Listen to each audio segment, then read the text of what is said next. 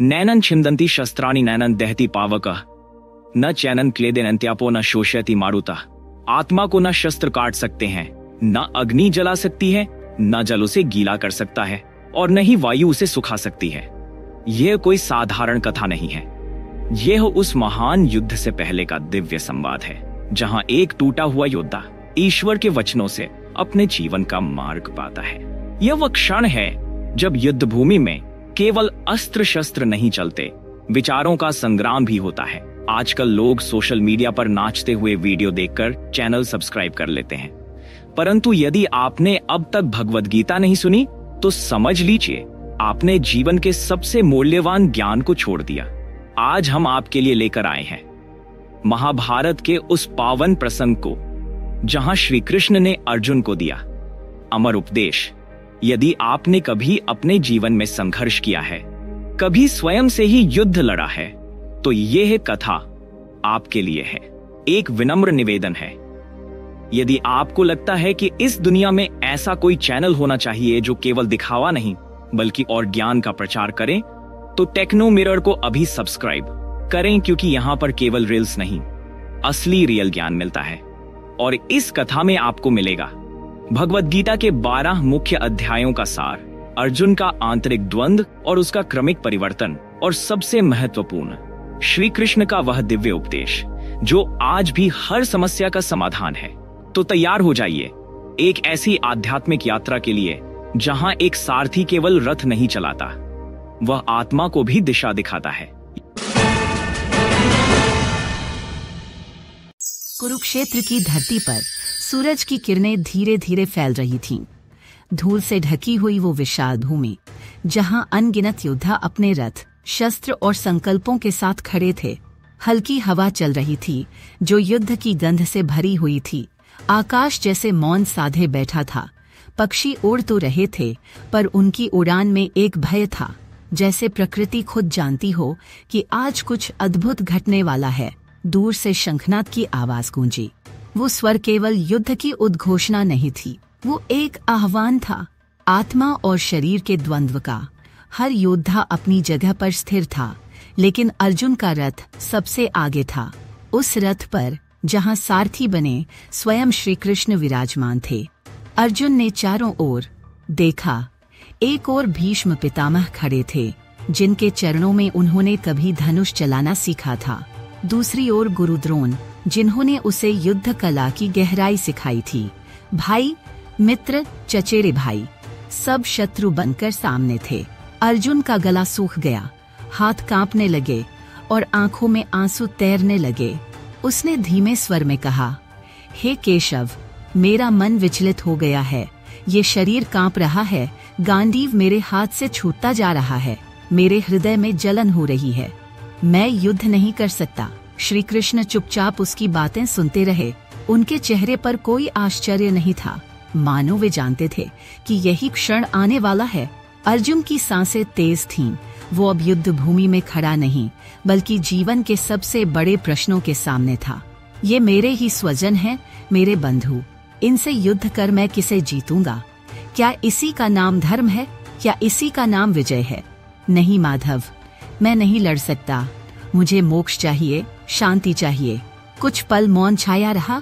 फिर श्री कृष्ण ने बहुत ही शांत लेकिन गूंजते हुए स्वर में कहा, अर्जुन, तू उस धर्म भूमि पर खड़ा है जहाँ केवल शरीर नहीं, आत्मा की परीक्षा होती है। तू जो देख रहा है वो शरीर है, लेकिन मैं तुझे वो दिखाने आया हूँ जो दृष्टि से नहीं, आत्मा से देखा जाता है। तू मोह में डूब गया है और मैं तुझे प्रकाश दिखाऊंगा। अर्जुन ने श्री कृष्ण की ओर देखा। वह चेहरा जो अब तक केवल सखाता था, अब गुरु का रूप ले चुका था। आंखों में तेज था, शब्दों में अमृत। वातावरण जैसे बदलने लगा। हवा स्थिर हो गई और पूरे कुरुक्षेत्र में एक असामान्य शांति छा गई। मानो सब कुछ रुक गया हो, जैसे समय खुद रुककर कृष्ण की वाणी को सुनना चाहता हो। श्री कृष्ण ने आगे कहा, जिसे तू मारने जा रहा है वह पहले से मरा हुआ है। जो जन्मा है उसका मरण निश्चित है। तू केवल निमित्त है, कारण नहीं। अपने कर्तव्य से पीछे हटना अधर्म है और अधर्म से बढ़कर कोई पाप नहीं। अर्जुन की आंखें भर आईं उसका हृदय अब भी कांप रहा था, लेकिन कहीं भीतर कुछ हलचल हुई। एक बीज बोया जा चुका था, ज्ञान का, आत्मबोध का और सबसे बड़ा कर्तव्य बोध का। श्री कृष्ण ने एक गहरी सांस ली और कहा, तू क्षत्रिय है अर्जुन, तेरा धर्म युद्ध है, और यह युद्ध केवल विजय का नहीं, आत्मा के जागरण का माध्यम है। वो क्षण जैसे समय की सबसे पवित्र घड़ी थी। पूरा कुरुक्षेत्र स्तब्ध था और उस रथ पर बैठे दो मित्र, एक प्रश्न कर रहा था, दूसरा उत्तर देने आया था। एक मनुष्य, दूसरा ईश्वर। अर्जुन ने अपने नेत्र मूंद लिए। गांडीव अब भी उसके हाथ में था, लेकिन मन संशय में था। युद्ध अब आरंभ नहीं हुआ था, लेकिन एक युद्ध भीतर चल चुका था और उसका निर्णय आने वाला था। अर्जुन अब मौन था। उसकी दृष्टि नीचे झुकी हुई थी और हाथों में पकड़ा गांडीव शिथिल पड़ गया था। मन में चल रहा तूफान बाहर से दिखता नहीं था, लेकिन भीतर एक विशाल युद्ध आरंभ हो चुका था। श्री कृष्ण ने देखा, अर्जुन अब सुनने के लिए तैयार है। यही तो था वह क्षण जब आत्मा ज्ञान की ओर झुकती है, जब मन का घमंड चूर हो जाता है और शून्यता में उत्तर की तलाश होती है। श्री कृष्ण ने एक गहरी दृष्टि अर्जुन पर डाली। उनका स्वर अब और भी शांत लेकिन दृढ़ था। उन्होंने कहा, हे पार्थ, तू सोचता है कि इन शरीरों को मारने से तू पाप का भागी होगा, लेकिन क्या तू जानता है कि यह शरीर नाशवान है और आत्मा अविनाशी?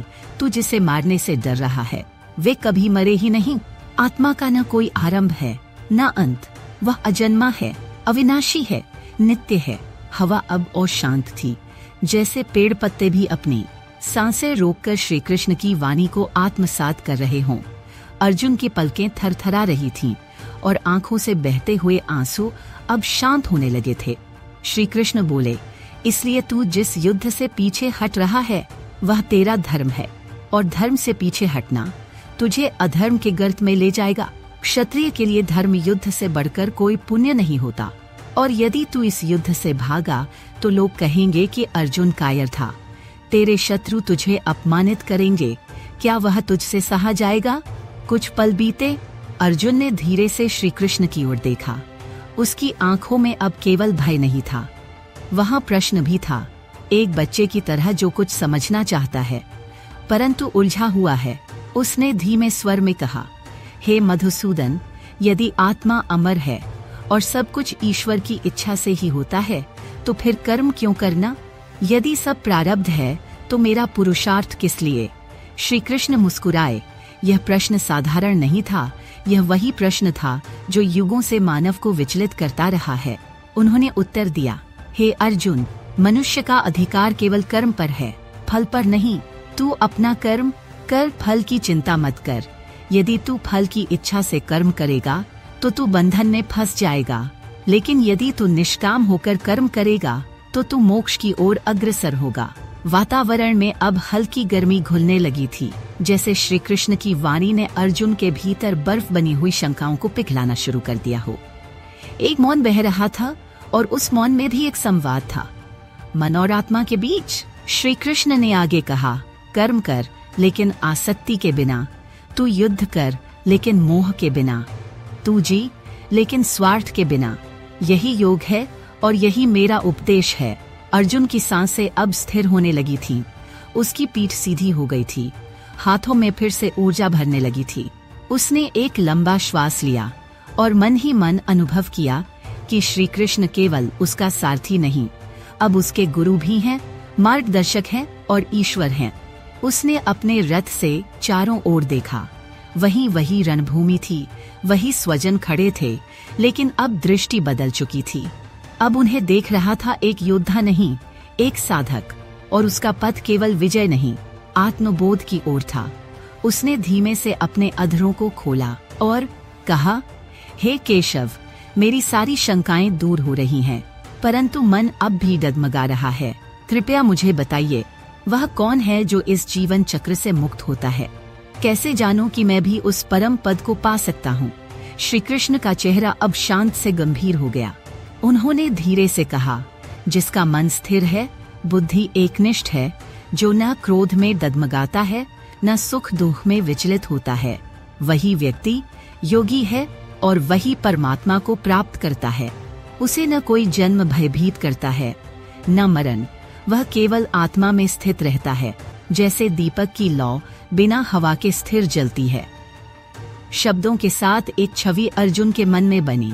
दीपक जो अंधकार के बीच भी प्रकाश देता है और स्वयं अपने केंद्र में स्थिर रहता है। श्री कृष्ण ने अपना हाथ अर्जुन के कंधे पर रखा।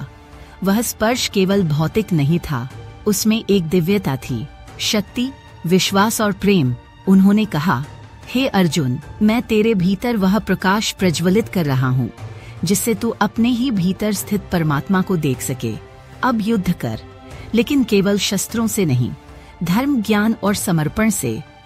ने अपनी आंखें मूंद लीं, जैसे वह अब भीतर कुछ अनुभव करना चाहता हो। उसका मन अब शांत था, लेकिन अभी पूर्ण नहीं। उसे अभी बहुत कुछ जानना था, समझना था, लेकिन एक बात निश्चित थी, वह अब भागना नहीं चाहता था।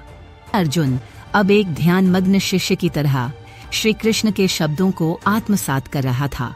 पहले जो स्वर श्री कृष्ण का केवल वाणी था, अब वह अर्जुन के हृदय में गूंज रहा था, जैसे कोई दिव्य संगीत। उसकी आत्मा अब प्रश्नों से नहीं, उत्तरों की तलाश से भर गई थी। श्री कृष्ण ने उसकी आंखों में झांका और मुस्कुराकर कहा, हे अर्जुन, तूने मुझसे पूछा कि वह कौन है जो जीवन के इस बंधन से मुक्त होता है। सुन, मैं तुझे अब वह रहस्य बताता हूँ जो केवल योगी, ज्ञानी और भक्त समझते हैं, जो तेरा नाश नहीं, तेरा उद्धार करेगा। रथ की धुरी धीरे धीरे हवा में घूम रही थी। समय जैसे थम गया था। श्री कृष्ण बोले, हे पार्थ, यह जो संसार है ना, यह एक अनादि माया है। इसके रंग रूप, इसके रूप रस सब भ्रम है, और जो इस माया के पीछे भागता है वह जन्म मरण के बंधन में फंसा रहता है। लेकिन जो मुझे समर्पण कर देता है वह उस माया से पार हो जाता है। अर्जुन की आंखें अब फिर सजग हो उठीं। उसके भीतर फिर एक कंपन हुआ।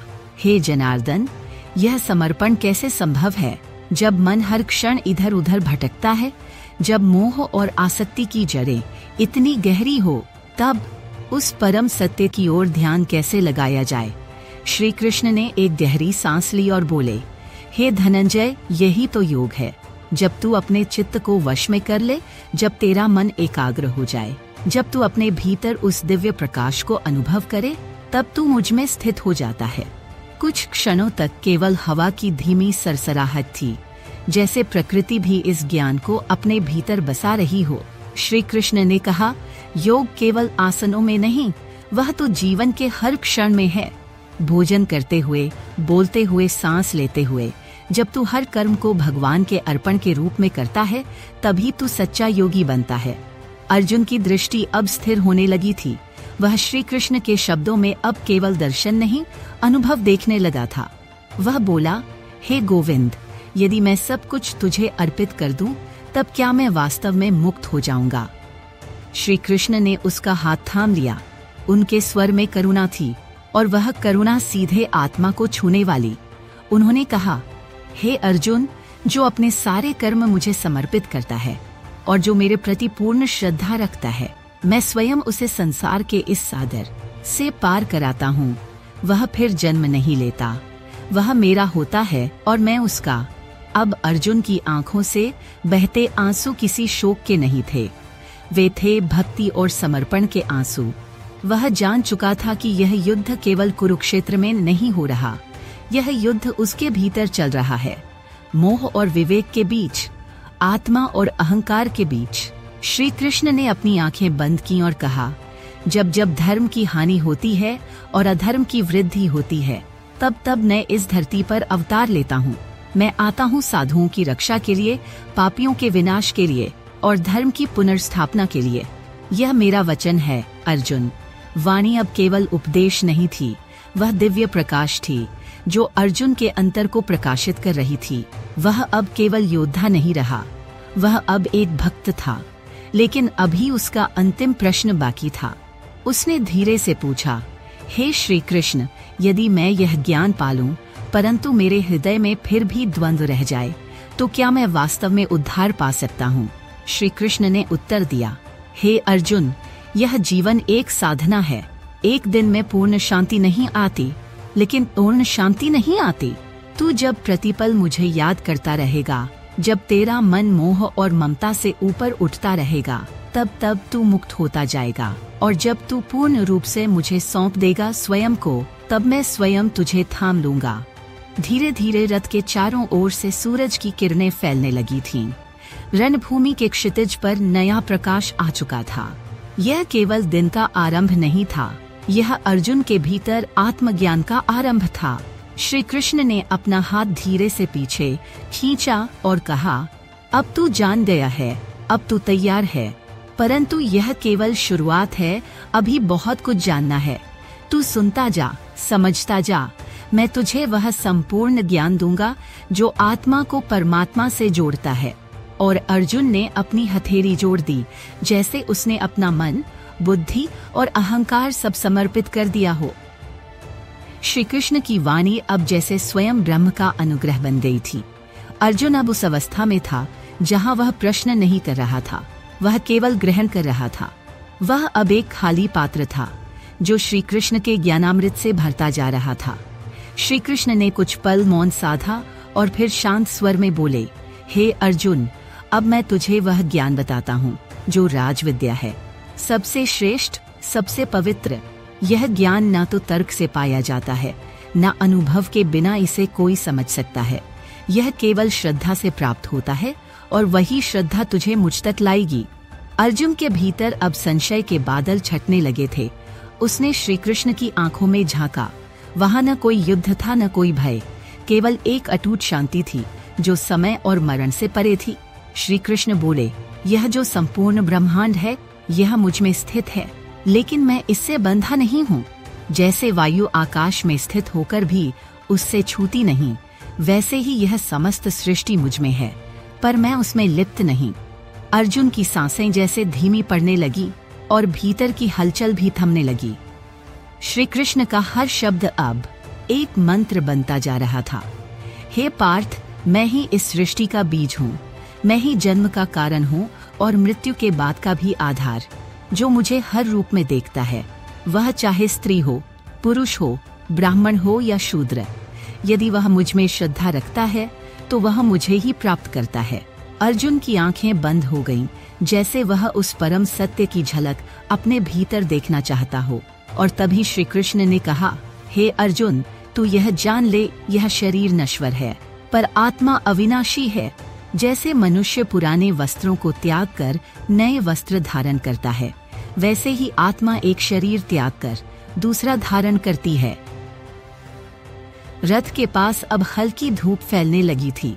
चारों ओर वातावरण में जैसे कोई अदृश्य चेतना व्याप्त हो गई थी।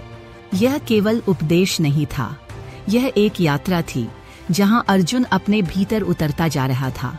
श्री कृष्ण बोले, जो व्यक्ति अपने कर्तव्य को बिना किसी फल की आशा के करता है, वही सच्चा योगी है। उसे न प्रशंसा विचलित करती है, न निंदा। वह न लाभ में उलझता है, न हानि में टूटता है। उसका मन स्थिर रहता है और वही स्थिरता उसे मुझसे जोड़ती है। अर्जुन अब भीतर ही भीतर बदल रहा था। उसकी मांसपेशियां अब भय से नहीं, विश्वास से स्फुरित हो रही थीं। वह पूछना चाहता था, पर अब उसके पास कोई प्रश्न नहीं बचा था, जैसे उत्तरों ने प्रश्नों को शांत कर दिया हो। श्री कृष्ण ने धीमे स्वर में कहा, जब तू मुझे अपना सबसे प्रिय मान लेगा, जब तेरा हर भाव, हर इच्छा, हर कर्म केवल मेरे लिए होगा, तब तुझे किसी और रास्ते की आवश्यकता नहीं होगी। मैं स्वयं तेरा पथ बन जाऊंगा, तेरा रक्षक, तेरा संबल। अब अर्जुन का चेहरा शांत था। उसके होठों पर कोई वाक्य नहीं था, पर उसकी आंखों में जो चमक थी, वह कह रही थी, वह कह रही थी, वह सुन रहा है, बदल रहा है। श्री कृष्ण ने अंत में कहा, हे अर्जुन, यह जीवन एक क्षणिक यात्रा है। तू न तो किसी का वध करता है, न किसी को जीवन देता है। तू केवल माध्यम है मेरी इच्छा का। जो इसे समझ लेता है वह मुक्त हो जाता है। और एक बार फिर अर्जुन ने हाथ जोड़ दिए। वह अब केवल अर्जुन नहीं था, वह ज्ञान का पात्र था। वह संदेह से मुक्ति का प्रतीक बन चुका था। पर श्री कृष्ण जान चुके थे, अभी यात्रा अधूरी थी। उन्हें अर्जुन को वह भी दिखाना था जो शब्दों से परे था। जो केवल अनुभव किया जा सकता था, एक ऐसा रहस्य जो आज तक किसी मानव ने ना देखा था और न सुना था। लेकिन वह रहस्य तब प्रकट होगा जब अर्जुन पूरी तरह स्वयं को भूल जाएगा। रथ अब स्थिर था, धरती पर सन्नाटा पसरा था, जैसे पूरा ब्रह्मांड भी श्री कृष्ण की अधीर वाणी की प्रतीक्षा कर रहा हो। अर्जुन की आंखों में जिज्ञासा थी, किंतु अब उसमें भय नहीं था। वह जान चुका था कि श्री कृष्ण केवल उसका सारथी नहीं है, वह कुछ और है, बहुत दिव्य। श्री कृष्ण ने उसकी ओर देखा, एक हल्की मुस्कान के साथ, जैसे कोई पिता अपने बालक को गहराई में उतरने की अनुमति देता है। हे अर्जुन, श्री कृष्ण बोले, अब तू वह देखने को तत्पर है जो देवता भी देखने को तरसते हैं। तूने अपने संदेहों को त्यागा, अपने अहंकार को छोड़ा। अब मैं तुझे अपना विराट स्वरूप दिखाता हूँ, वह रूप जो ना आदि है ना अंत, वह रूप जो सृष्टि का कारण भी है और उसका संहार भी। अर्जुन ने कुछ कहने के लिए मुंह खोला, पर शब्द नहीं निकले। वह केवल देख रहा था। श्री कृष्ण की आंखों में एक चिंगारी जली और उस क्षण में समय जैसे थम गया। श्री कृष्ण का स्वरूप बदलने लगा, उनकी आकृति बढ़ने लगी, जैसे सीमाओं को तोड़कर अनंत में विलीन हो रही हो। उनकी त्वचा सूर्य से भी उज्जवल हो गई थी और आंखें 100 चंद्रमाओं के समान शीतल थीं, पर अग्नि से भी अधिक तेजस्वी। अर्जुन ने देखा, श्री कृष्ण के शरीर में पूरी पृथ्वी समाई हुई है। वहाँ नदियाँ बह रही हैं, पर्वत उठ रहे हैं, आकाश चमक रहा है, अग्नि नृत्य कर रही है। वहाँ एक ओर जन्म हो रहा है तो दूसरी ओर मृत्यु, एक ओर जीवन की कोमलता है तो दूसरी ओर काल की क्रूरता। अर्जुन कांपने लगा, उसका शरीर कंपित हो गया। उसने हाथ जोड़ लिए, आंखों से आंसू बहने लगे। हे प्रभु, अर्जुन बोला, मैं आपके इस रूप को देख नहीं पा रहा। आपकी आंखों में आग है, मुंह से ज्वालाएं निकल रही हैं। आपके भीतर देवता, मनुष्य, पशु, पक्षी सब हैं।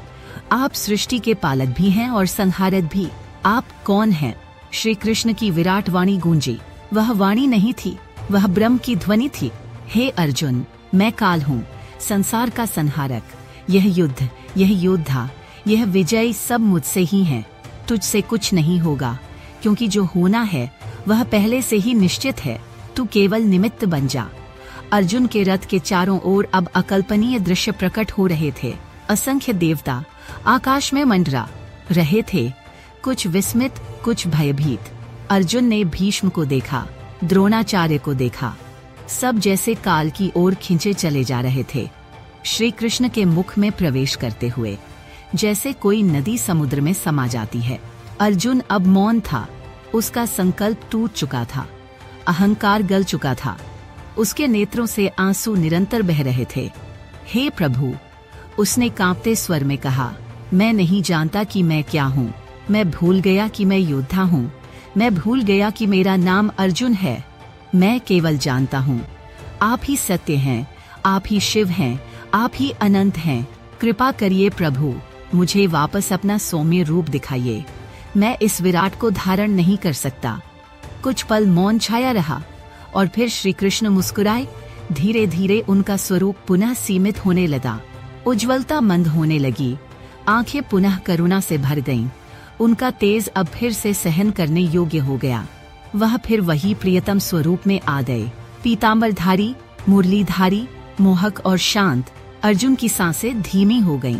वह नीचे बैठ गया, अपनी हथेलियों को जोड़ते हुए। श्री कृष्ण ने उसके सिर पर हाथ रखा और बोले, जो तूने आज देखा वह संसार का सबसे बड़ा सत्य है और तू धन्य है कि तूने इसे देखा। अब उठ हे पार्थ, युद्ध तेरा धर्म है और धर्म से बढ़कर कुछ नहीं। अर्जुन अब खड़ा हुआ, पर वह पहले वाला अर्जुन नहीं था। अब वह अर्जुन था जो मोह से मुक्त था, संशय से रहित था, भय से परे था।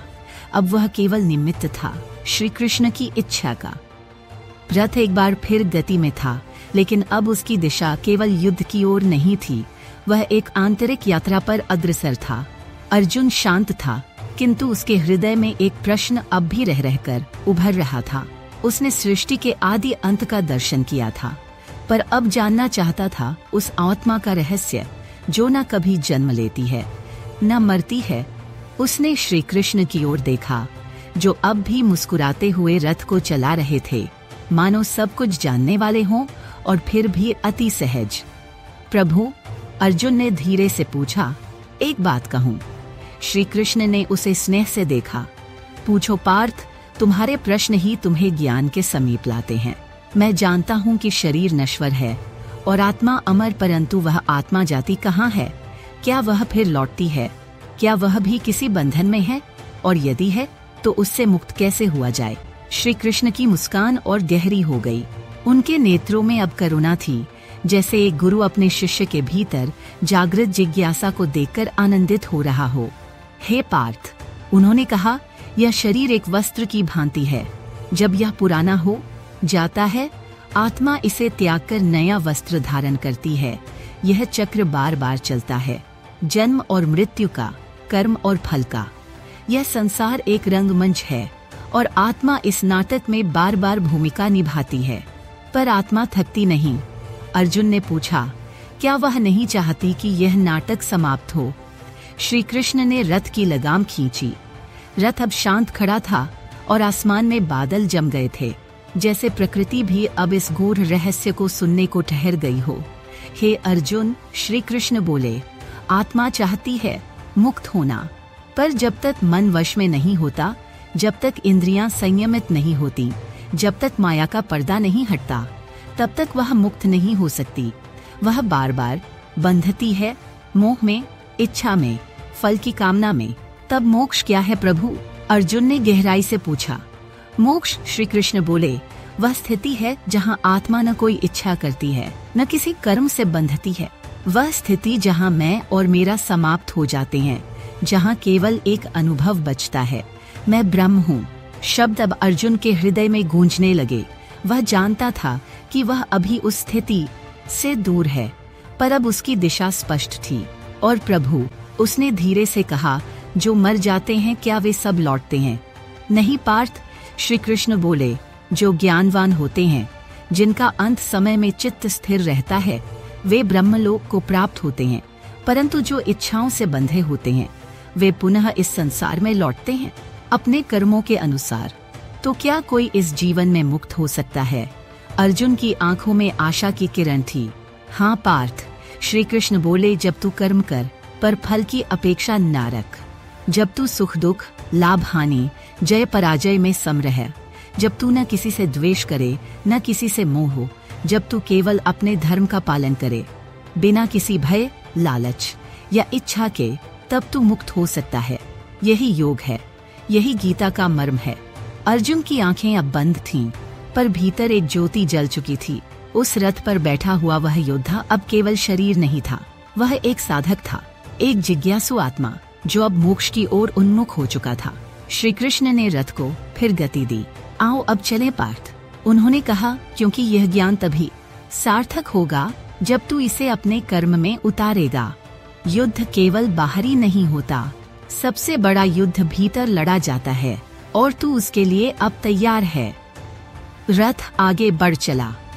कहीं कोई युद्ध की गर्जना थी, तो कहीं आत्मा की मौन पुकार, पर अर्जुन अब मौन था, शांत।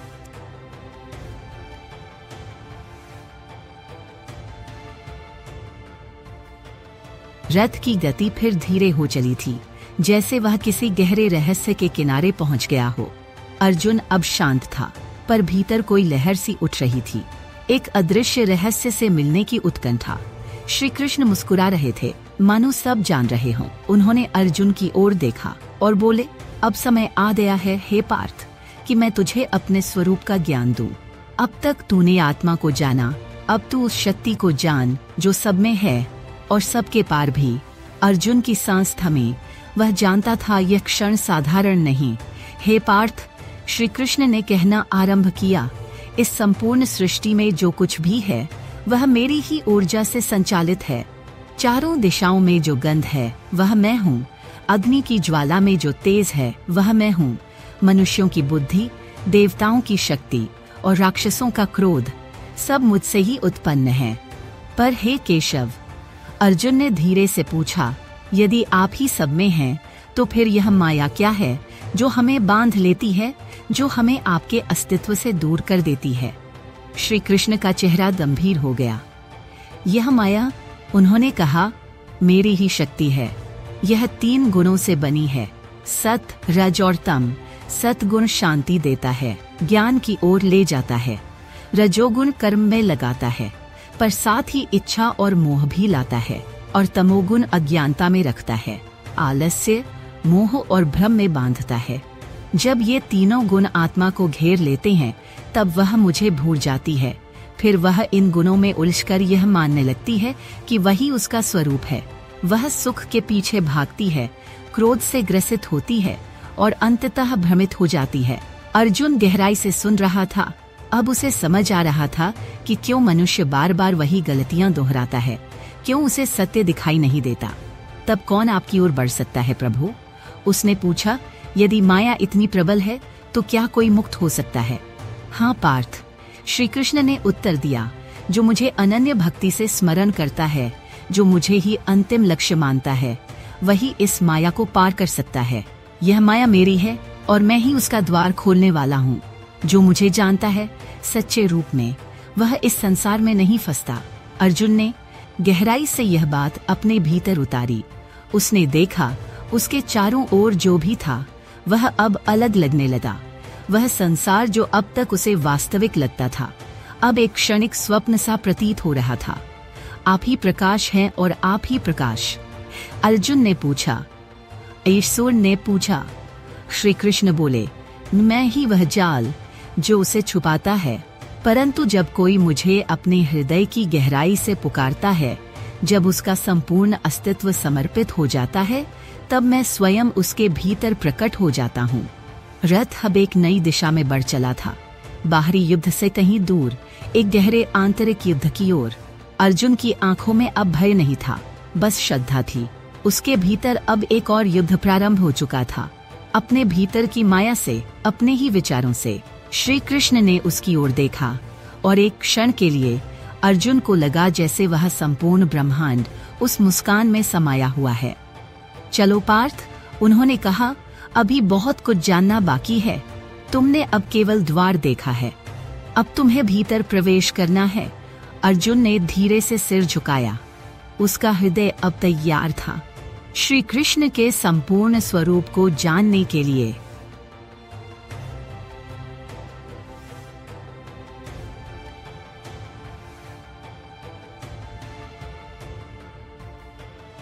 रथ अब स्थिर था, लेकिन अर्जुन का मन एक नई यात्रा पर निकल चुका था।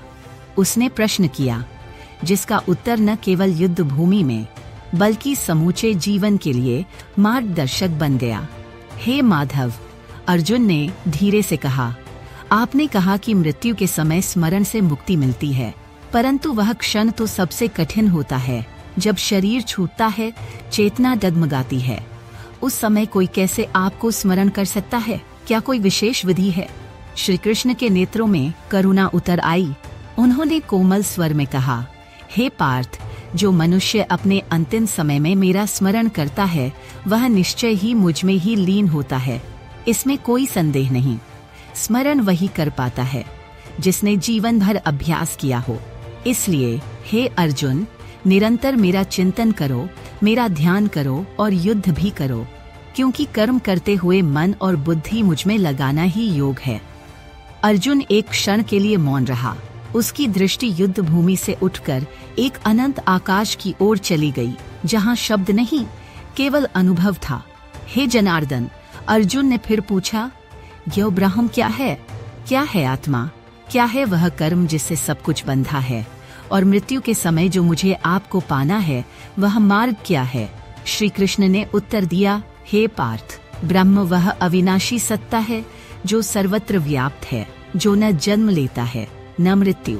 आत्मा उसी ब्रह्म की झलक है जो शरीर को धारण करती है, पर उससे परे है। कर्म वह है जिससे समस्त सृष्टि की रचना, पालन और संहार होता है। और जो मृत्यु के समय ओंकार का उच्चारण करता है, वह पवित्र ध्वनि जो स्वयं मेरे रूप का प्रतीक है और मन को एकाग्र कर मेरे स्वरूप का स्मरण करता है, वह मुझे ही प्राप्त करता है। अर्जुन की आंखों में विस्मय था। यह मार्ग कठिन था पर निश्चित था। पर हे वासुदेव, अर्जुन ने पूछा, जो साधक योग में स्थिर नहीं हो पाए, जिनका मन विचलित हो गया, क्या वे आपको नहीं पा सकते? श्री कृष्ण की मुस्कान में गूढ़ रहस्य समाया हुआ था। जो मेरा नाम अंत में नहीं ले पाते, वे भी यदि जीवन में मेरे प्रति समर्पित रहें, तो मैं उन्हें भी मार्ग दिखाता हूँ। कोई भी पुण्य कार्य कभी व्यर्थ नहीं जाता। जो प्रेम से मेरा ध्यान करता है, वह कभी पतन को प्राप्त नहीं होता। यह जन्म, यह मृत्यु, यह संसार सब समय के अधीन है, पर मैं समय से भी परे हूँ। जो मुझे जानता है, वह पुनर्जन्म के चक्र से मुक्त हो जाता है। एक लंबा मौन फैल गया। केवल शंख की दूर से आती ध्वनि सुनाई देती रही। अर्जुन ने आंखें बंद कर लीं और उसके भीतर एक मंत्र गूंजने लगा। ओम तत्सत। शब्द नहीं थे, केवल कंपन था, जीवन और मृत्यु के पार का कंपन। श्री कृष्ण बोले, अब जान ले हे पार्थ, मृत्यु के दो द्वार होते हैं, एक अंधकार की ओर, एक प्रकाश की ओर। जो मृत्यु के समय ज्योति मार्ग से जाता है, वह पुनः जन्म नहीं लेता। जो तम मार्ग से जाता है, वह लौट आता है। पर जो मुझे जान चुका है, उसे न जन्म की चिंता है, न मृत्यु का भय। अर्जुन की देह युद्ध के लिए खड़ी थी, पर उसका आत्मा अब किसी और रणभूमि में था। उसने जाना कि युद्ध केवल बाहरी नहीं, भीतर भी होता है, और वहाँ भी कृष्ण ही मार्गदर्शक हैं। रथ अब फिर से चल पड़ा था, पर इस बार यह केवल कुरुक्षेत्र की ओर नहीं जा रहा था, यह एक साधक की मुक्ति की ओर बढ़ रहा था। श्री कृष्ण की वाणी अब और भी कोमल हो गई थी। यह कोई साधारण संवाद नहीं था, यह एक आत्मा की दूसरी आत्मा से अंतरतम वार्ता थी। उनके शब्दों में अब कोई रहस्य नहीं था, केवल प्रेम और सत्य था। हे अर्जुन, श्री कृष्ण बोले, अब मैं तुझे वह ज्ञान दूंगा जो सभी ज्ञानों में सर्वोत्तम है। यह राजविद्या है, यह राजगुह्य है, यह पवित्र है, यह पवित्र है, प्रत्यक्ष है, और इसे जानकर मनुष्य इस संसार के बंधन से मुक्त हो जाता है। अर्जुन की आंखों में प्रश्न था और उत्तर कृष्ण की मुस्कान में। पर यह ज्ञान केवल उन्हें ही प्राप्त होता है जो श्रद्धा रखते हैं। जो मुझ पर विश्वास नहीं करते, वे जन्म मृत्यु के चक्र में उलझे रहते हैं, चाहे वे कितने भी ज्ञानी क्यों न हो। हे पार्थ, मैं यह संपूर्ण जगत व्याप्त कर चुका हूँ, फिर भी मैं किसी वस्तु में स्थित नहीं हूँ। मैं सब कुछ हूँ, फिर भी उनसे परे भी हूँ। अर्जुन की दृष्टि ठहर गई, जैसे वह स्वयं को ढूंढने लगा हो उन शब्दों के बीच। श्री कृष्ण आगे बोले, मनुष्य मुझे तरह तरह से पूछते हैं। कोई मुझे कर्मफल की कामना से पुकारता है, कोई ज्ञानी मुझे ब्रह्म रूप में जानता है, कोई भक्त मुझे मित्र, माता पिता या प्रेमी के रूप में देखता है। मैं उन सब का स्वीकार करता हूँ। जो श्रद्धा से किसी भी रूप में मेरी पूजा करता है, मैं उसी श्रद्धा को दृढ़ करता हूँ, पर अंततः वह मुझे ही प्राप्त करता है, चाहे वह जिस भी मार्ग से आए। हे अर्जुन, यह संपूर्ण सृष्टि मुझसे उत्पन्न हुई है, मुझसे ही चलती है और अंत में मुझ में ही लीन होती है। फिर भी यह सब मुझ में नहीं बंधा। मैं स्वतः स्वरूप हूँ, निर्लेप। अर्जुन अब केवल सुन नहीं रहा था, वह अनुभव कर रहा था। जैसे रथ की देह में बैठा योद्धा कहीं पीछे छूट चुका हो और कोई दूसरा अर्जुन जन्म ले रहा हो, जो न केवल शिष्य है बल्कि साधक है। हे अर्जुन, कृष्ण बोले, मुझ में विश्वास रख। मैं हर कर्म को स्वीकार करता हूँ, चाहे वह एक पत्ता हो, एक फूल हो, जल की एक बूंद हो। यदि वह प्रेम से अर्पित हो तो वह मेरे लिए सर्वोत्तम भेंट है। यदि कोई सबसे घोर पापी भी सच्चे मन से मेरी भक्ति करता है, तो वह भी शीघ्र ही धर्मात्मा बन जाता है। इसलिए हे अर्जुन, हर समय मेरा स्मरण कर, अपने मन और बुद्धि को मुझ में स्थिर कर, तब तू निश्चय ही मुझे प्राप्त करेगा। शब्द अब केवल वाक्य नहीं रहे थे, वे मंत्र बन चुके थे। वे अर्जुन के रोम रोम में उतर रहे थे। वह जान गया था कि योग, ज्ञान, तप ये सब मार्ग हैं, पर भक्ति सबसे सीधा रास्ता है। वह मार्ग जो हृदय से निकलता है और ईश्वर के हृदय तक। श्री कृष्ण ने अंतिम वाक्य कहे, जिनमें सृष्टि की संपूर्ण व्याख्या सिमटी हुई थी। हे अर्जुन, तू मेरा हो जा, मेरा स्मरण कर, मुझ में मन लगा, मुझको प्रणाम कर। जब तू ऐसा करेगा तब तू मुझे ही प्राप्त होगा। मैं तुझसे सत्य कहता हूँ, तू मेरा प्रिय है। त्याग दे सब धर्मों को, केवल मेरी शरण में आ जा, मैं तुझे सभी पापों से मुक्त कर दूंगा। शोक मत कर, अर्जुन की आंखों में अब जल नहीं था, वहां केवल प्रकाश था। श्री कृष्ण ने उसे छू लिया था आत्मा के सबसे भीतर, और उसी क्षण कुरुक्षेत्र की रेत में एक बीज बोया गया, आत्मज्ञान का, जो युगों तक मानवता को पथ दिखाएगा। श्री कृष्ण शांत स्वर में बोले, जैसे कोई गूढ़ रहस्य को सहज बना रहा हो। हे अर्जुन, अब मैं तुझे अपनी दिव्य विभूतियों का वर्णन करूंगा। तू जान कि मैं कौन हूँ और कैसे इस संपूर्ण जगत में मेरी महिमा व्याप्त है। अर्जुन के भीतर अब एक प्यास थी, जानने की, समझने की, अनुभव करने की। श्री कृष्ण मुस्कुराए, मैं आत्मा हूँ, समस्त जीवों में स्थित। मैं आरंभ, मध्य और अंत हूँ, संपूर्ण सृष्टि का। मैं आदित्यों में विष्णु हूँ, प्रकाशमानों में सूर्य हूँ, वेदों में सामवेद हूँ, देवों में इंद्र हूँ, इंद्रियों में मन हूँ और प्राणियों में चेतना हूँ। अर्जुन के मन में जैसे बिजली कौंधी, वह उन सब रूपों की कल्पना करने लगा। उसका मन विराट में लीन होने लगा। हे पार्थ, मैं पर्वतों में मेरु हूँ, पवित्र नदियों में गंगा हूँ, अस्त्रों में वज्र हूँ, गायों में कामधेनु हूँ। मैं मृत्यु हूँ जो सब कुछ हर लेती है, और मैं ही वह बीज भी हूँ जिससे सब कुछ उत्पन्न होता है। मैं समय हूँ जो किसी की प्रतीक्षा नहीं करता।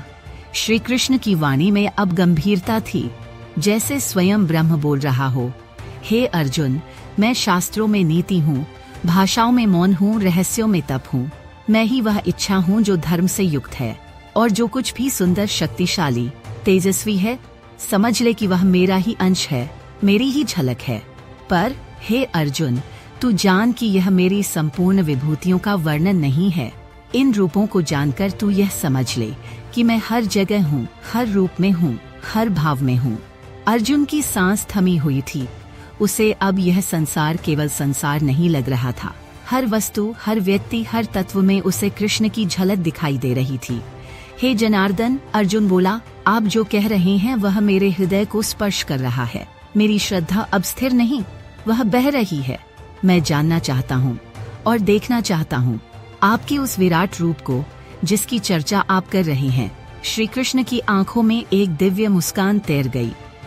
हे पार्थ, उन्होंने कहा, जिस रूप को देखने के लिए देवता भी तरसते हैं, वह मैं तुझे दिखाऊंगा। तू देखेगा मेरे उस विराट रूप को जिसमें यह संपूर्ण ब्रह्मांड समाया हुआ है।